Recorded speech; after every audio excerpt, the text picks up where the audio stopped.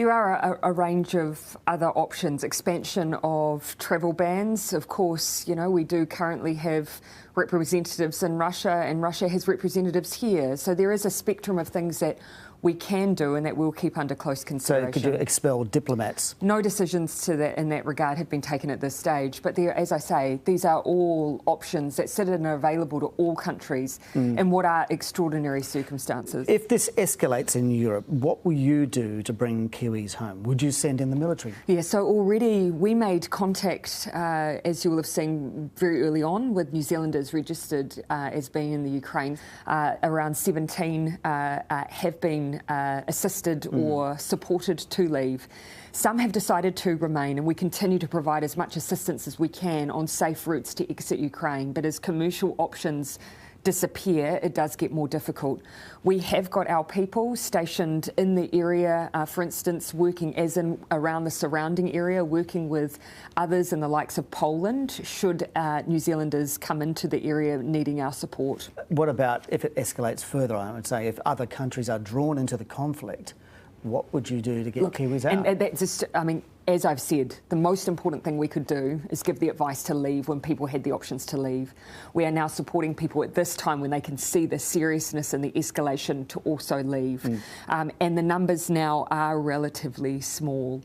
Really, it is a significant hypothetical to say what would happen if other countries are drawn in to a military campaign. For New Zealand, our focus at the moment is sending that strong, clear signal to Russia and to think about what support we can provide New Zealanders and also the refugee crisis that is likely to ensue. Will you take refugees? Again, these are very, very early days in this conflict, but we do know that within the EU, they're looking at the wider support that can be provided to those nations bordering the Ukraine who are likely to feel the pressure of people movement. So we'll look at what support can be provided more widely. If Russia is being expansionary, if Russia forms, say, a military alliance with China, what would that mean for our relations with our largest trading partner? Yeah, I wouldn't at this stage wish to hazard a guess on or really at this point pinpoint exactly where China is likely to position itself on this conflict.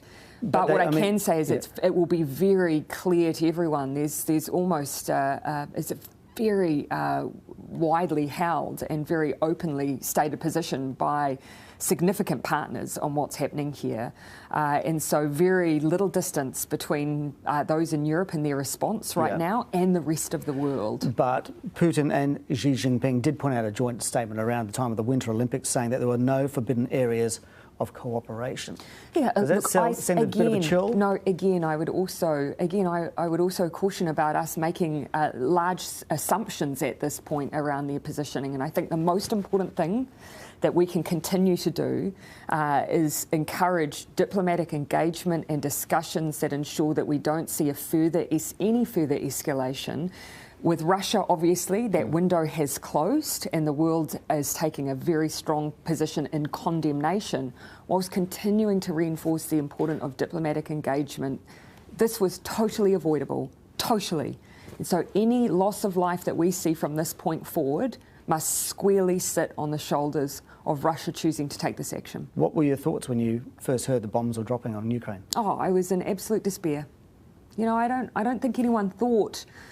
Well, certainly within Europe, you hear that sentiment of, that this was a chapter in our history that we've, through so much work, through international diplomacy, the building up of multilateral institutions, people thought that the work had been done to try and prevent anything like this happening again. So it is with great despair I saw that news.